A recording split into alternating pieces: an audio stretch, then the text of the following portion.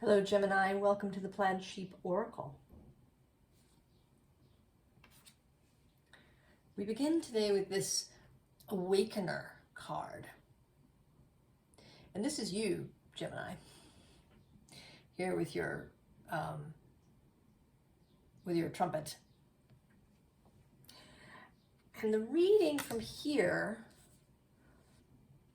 kind of talks about different ways that you're going to accomplish this.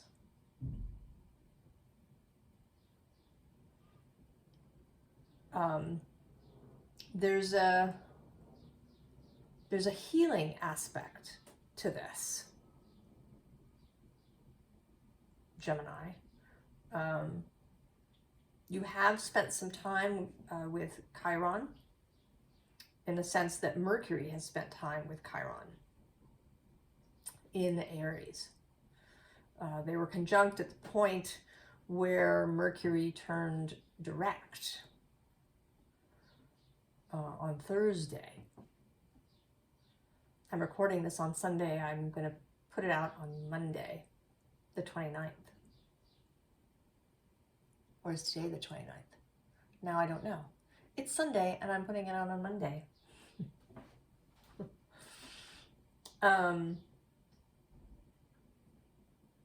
And so it may be that, right, that part of Mercury's conversation, something that he's taken with him, is this idea of healing. Because we start with this gratitude fairy, the bluebell fairy, and this, right, this rain of gratitude. And I want to say this first row is kind of about healing that happens just because you're in this space. That is one method that happens. That just by wandering around and being yourself and being in this bluebell fairy energy. Also right below that, this daffodil fairy, which says new beginnings. So carrying this energy with you. And then the bottom of the deck is this meandering pathway flow with this magician kind of Gandalf figure. So this, right, this is this, right, you just walking through places. This is an unfocused or unplanned part of how this is going to work for you.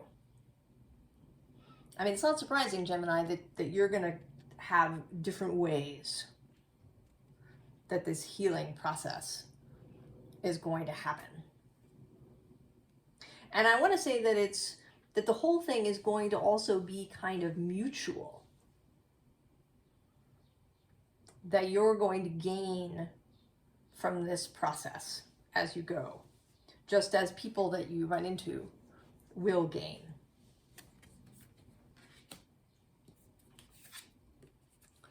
Right, we have fire spirit energy, this kind of uplifted, optimistic, inspired energy that you have.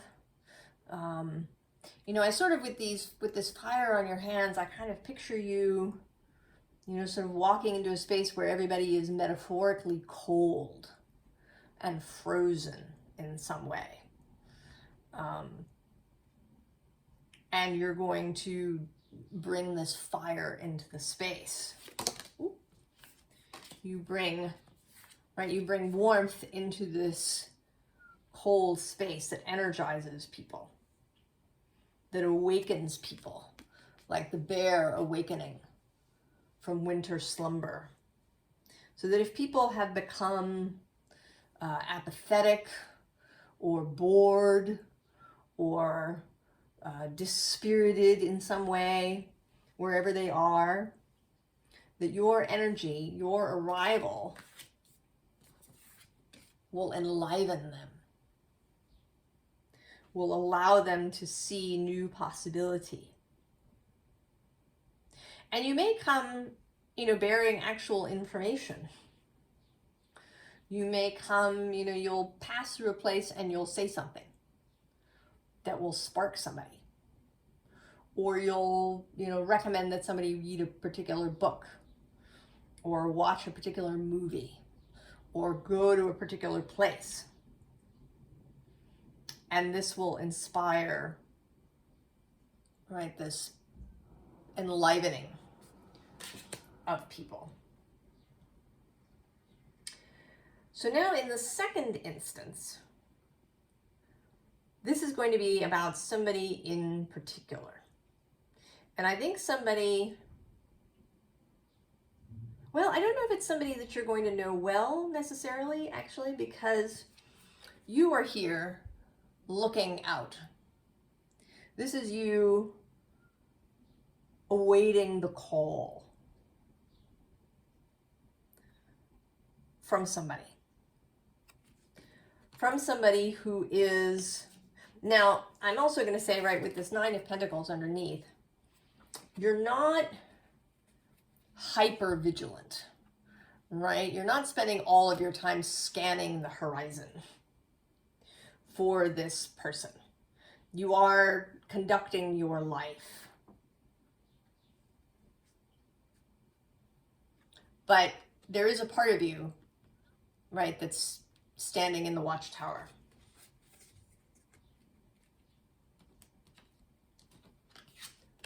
For someone who is in this Five of Cups space, deep disappointment, grief, loss, and I think also sort of being stuck in it, because the other card that comes out is this Eight of Swords. So someone who is trapped in their own thoughts. You are very at home in thoughts.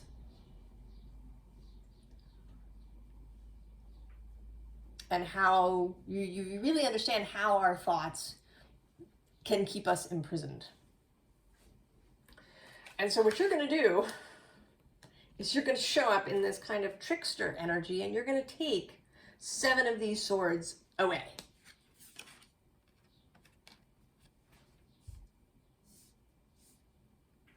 Right? You're going to walk away with all of these swords, so that this person is left with just one. So that they can really see that they're no longer imprisoned. And this is something very deliberate. This is something where you look at this person's particular imprisonment, right? What it is that they're focused on and perseverating about. And you're going to find a way to take some of those swords away. I don't know how you're going to do this. I'm afraid. I don't have any definitive information, because I suspect it's going to be different for different people. That it may be that you actually will come with evidence of some sort. Or you may come with alternate ideas that kind of, dissolve these. I don't know what your method, but you're going to take away some of this mental angst. And when you do that, this person will be able to, right, see the wand that's in front of their face. Because you know that this wand is here. But they're imprisoned by these swords. Maybe they're also imprisoned, by these spilled cups. The two things, go together. Of course, these two cards, I think, really go hand in hand.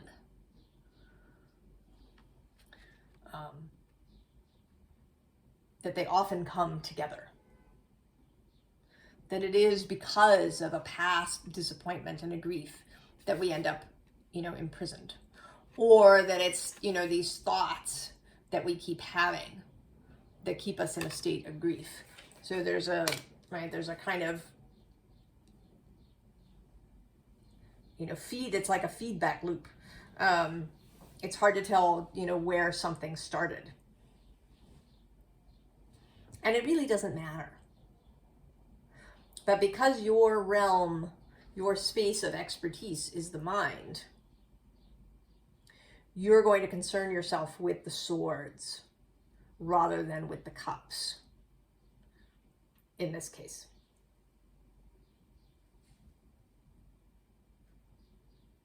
So then,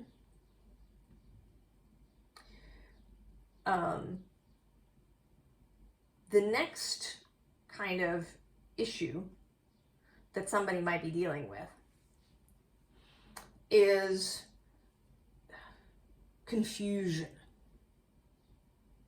So we have kind of two confused cards. We have both this Nine of Air, where all of these ideas are spinning around, and then we have the Seven of Water with all these choices. So when somebody is really confused, right? They don't know, you know, how to choose. They're, you know, either they may be stuck up in their head, they may be, you know, busy doing pros and cons and not knowing. There's also here in this Strength card a sense of hesitation. It often looks to me as if, you know, she's heard something, right? That the doorbell has rung, that there's a door out here. And part of her, this lion is really ready to go, but she's hesitating. And I think what's on the other side of the door is this star. But the star too in this deck is a little, right? She's a little subdued. And right below her is this Two of Earth, this weighing up forever and ever, trying to make a decision, trying to make a choice. You know, do I stay? Do I go? Do I answer the door? But below these cards is the Magician. Right? The Magician is associated with Mercury. Right? This ability both to see, right? He's got this very intense gaze. So the ability to see, as well as the ability to create. And you kind of need the one before the other. You need to be able to see clearly, right? What is your desire? What is it that you want? And why do you want it?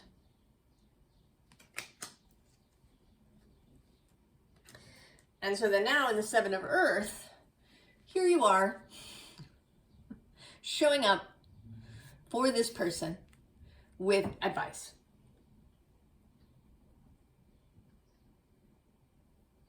You are going to help this person to get over this choice problem.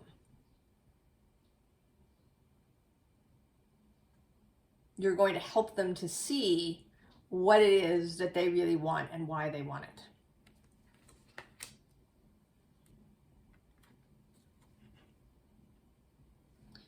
Right? And with the King of Water, that this energy is one of love, right? That part of what you're going to help them see is what they feel, right? Because part of this Seven of Cups thing here, the Seven of Water, is, you know, perhaps an emotional confusion. You know, what is it that feels right? You're going to help them to clarify that. And this is the King of Water, who has mastery, really, of the water realm. He is very clear on what he feels. He doesn't necessarily display it everywhere, but he absolutely knows what it is that he feels. And once that happens, then you get this Wheel of Fortune. So once you can know what you feel, right? Once you can sink into the feeling that you want, that's the other thing, not just to feel what it is that you want, but to have the feelings that are associated with that goal. You know, if we're talking about a new job, maybe, that if you have it, you could feel real satisfaction, that you could feel real fulfillment, that you could feel like you have purpose, like there's meaning in your life. You know, maybe this person has been working in a cubicle crunching numbers for a long time, and they feel very purposeless, and they don't know, you know, how to choose a way out. How do I, you know, what job would be better? I don't know. You're going to help them to figure that out, to find the feeling, right? To identify the feeling, maybe amongst all the ones that are swirling around their head. Again, you have real skill in kind of overwhelming data.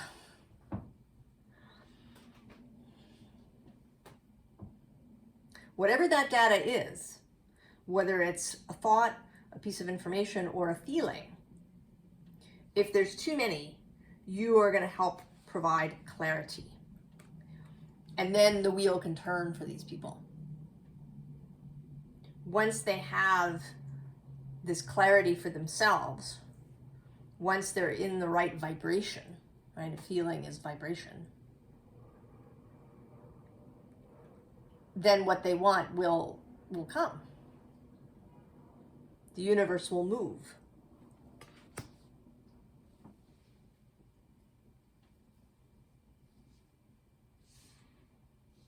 Now, this third thing, or rather fourth thing, is interesting.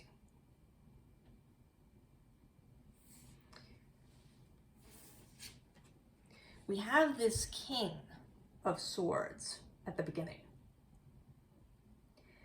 And I want to say that he's overly serious. That he is stuck up in his head. And that what's needed just in his life is more fun, more emotionality. So he doesn't need a new job. You know, he's not really stuck in his head in any way, in the sense of the Eight of Swords kind of way. He's a little too intellectual, right? He doesn't pay attention to his own emotions, and possibly not to other people's. And so he looks a little grumpy here. He's sitting here by himself. He may have a lot of trouble with relationships, with keeping relationships long term.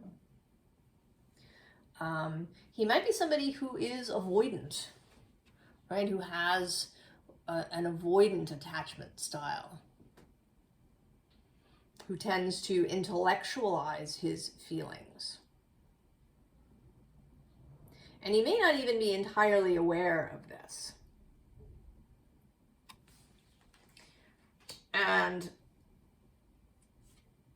here you are showing up as the Knight of Swords. This is the card associated with you, right? With determination. And below you is fear. But on the other side of fear is the High Priestess.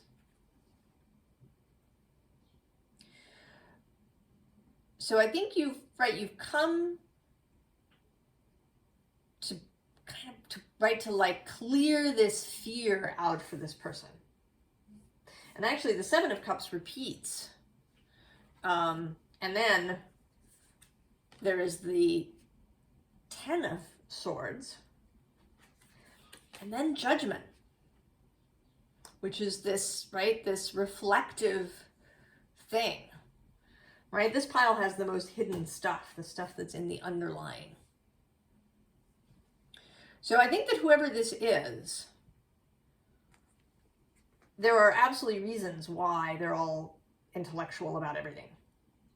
And why, you know, maybe they don't honor their own feelings or even the feelings of others. That they've blocked this stuff out. And I sort of feel like you're arriving with this sword and you're going to add it to these 9 so that we get the whole 10. And we can finish this. We can finish it. So that this person can access other things. Right? That they can access this more watery moon energy. She is, the High Priestess is associated with the moon. So you're not attempting, right, to turn this person into the Queen of Cups, say. Right? The High Priestess does have an intellectual element. Right? The crown and third eye and throat chakras are very important. Right? That's where all her stuff, she gets downloads from spirit, kind of from the top down. There's an intellectual aspect to her. But she also honors emotions. She flows with the moon. She is receptive. And she's emotionally intelligent. So at the very base of this is this King of Cups. And this time I think this is you. This is your capacity that you have that may be unseen to you. An emotional intelligence that maybe you don't even know you have. And therefore an ability to show this to other people. At the ending of this row is this fox with the Seven of Swords repeating. And, you know, I want to say here that you're just looking very satisfied. Right? That you've done a good job. And what you've done in between is this Four of Wands, Ten of Pentacles, right? This celebration. So it really feels to me as if this person, whoever he or she is someone who has a lot of trouble with relationship. With romantic, with friendship, with family. It's probably across the board. Because of this hyper-intellectual avoidant style that they have. And they may not even really realize this at all. You know, that may be why this kind of Ten of Swords thing is going to be necessary.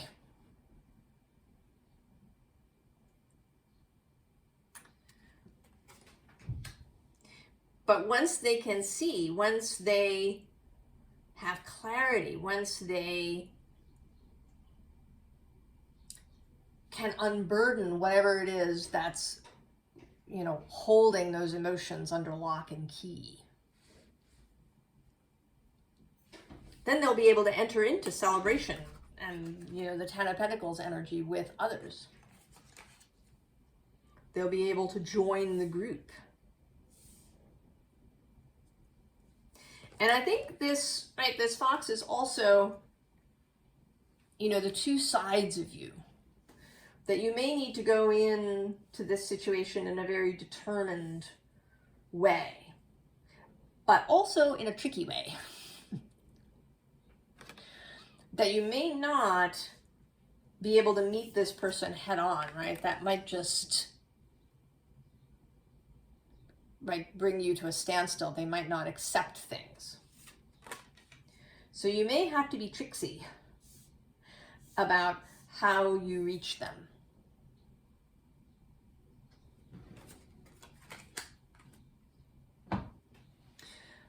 So I don't know if this is, right, if these bottom 3 rows are kind of 3 particular people in your life, or if this is just kind of advanced warning or an advanced suggestion that as you move through your life, you may run into these different situations with people that you meet.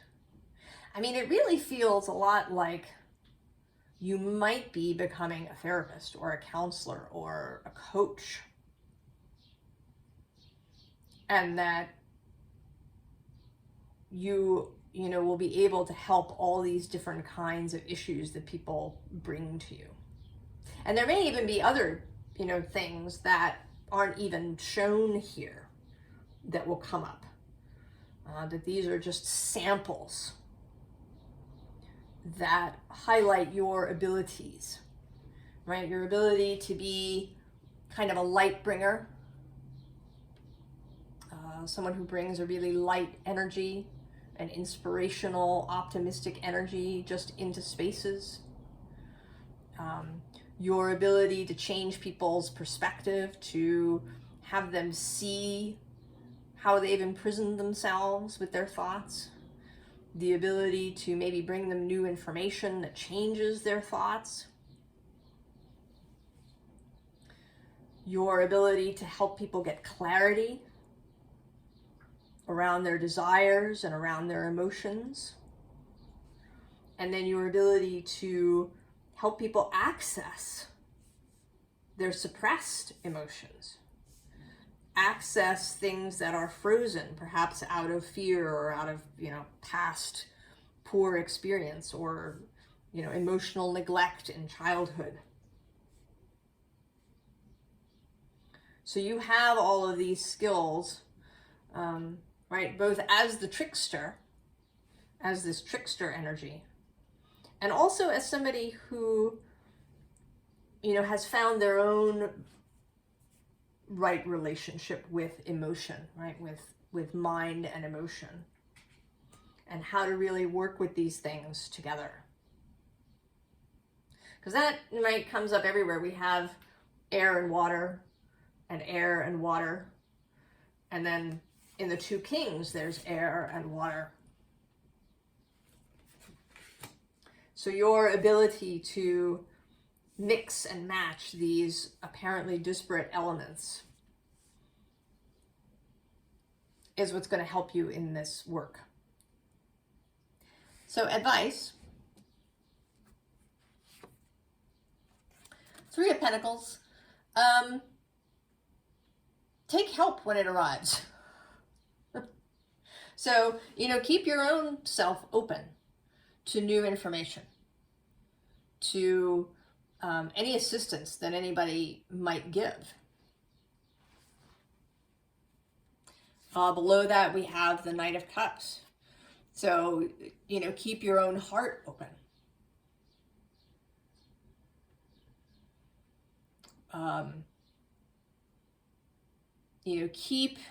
Keep in mind that even if somebody has behaved poorly, that they are deserving of compassion.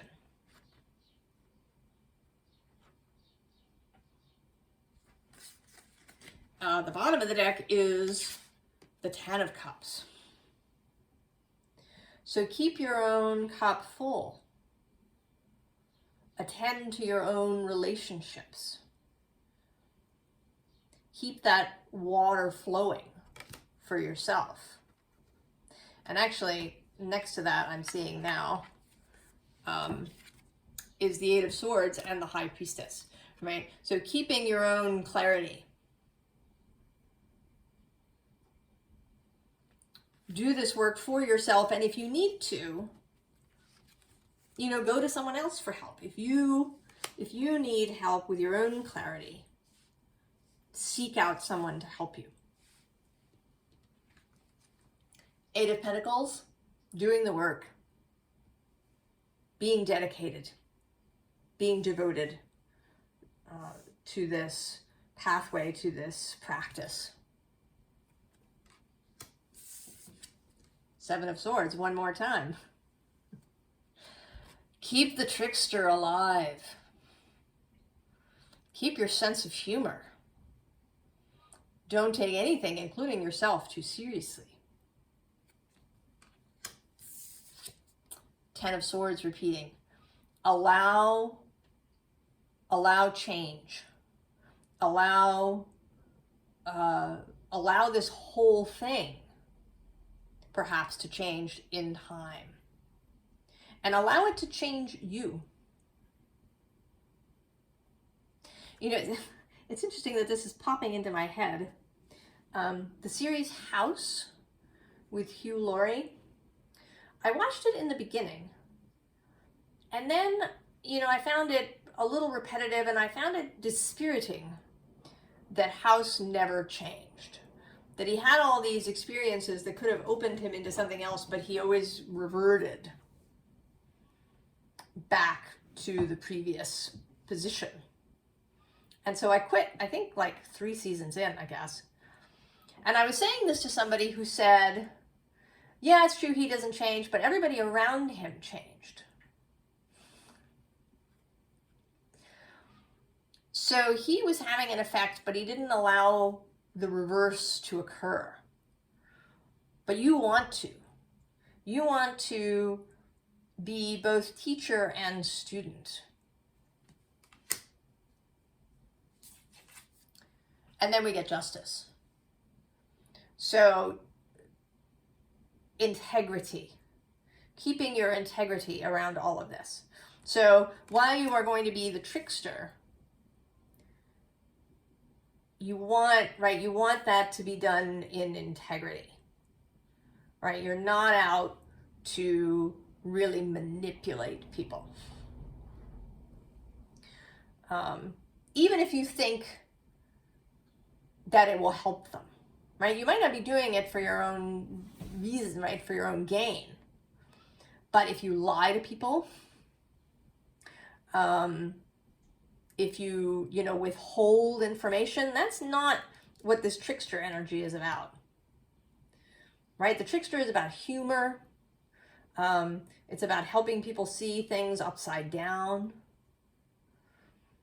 It's about, bringing clarity, bringing truth, maybe in a fun way or an unexpected way.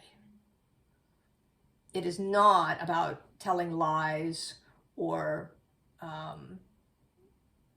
giving people false information or false feedback in order to manipulate them, even if you think you're manipulate them into better behavior.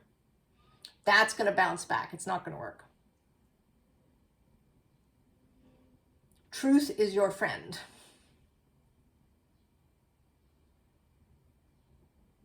So you want to keep that integrity.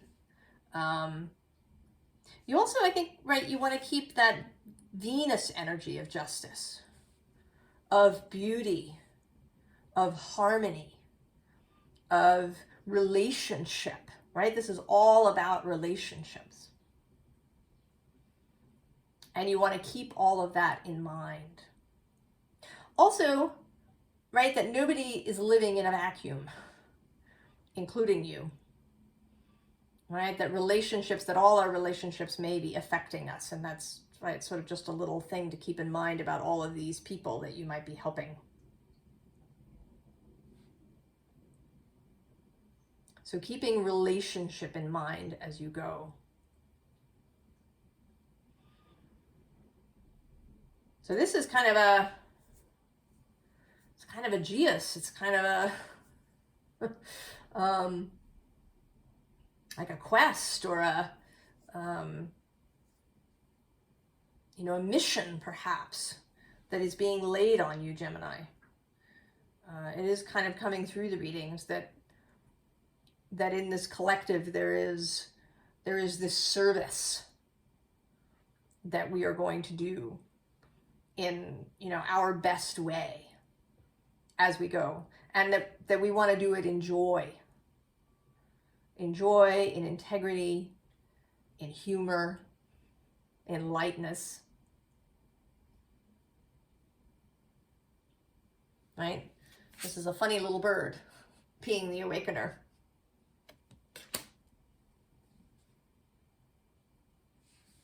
Well, I wish you great joy and luck and good fortune on your mission, Gemini.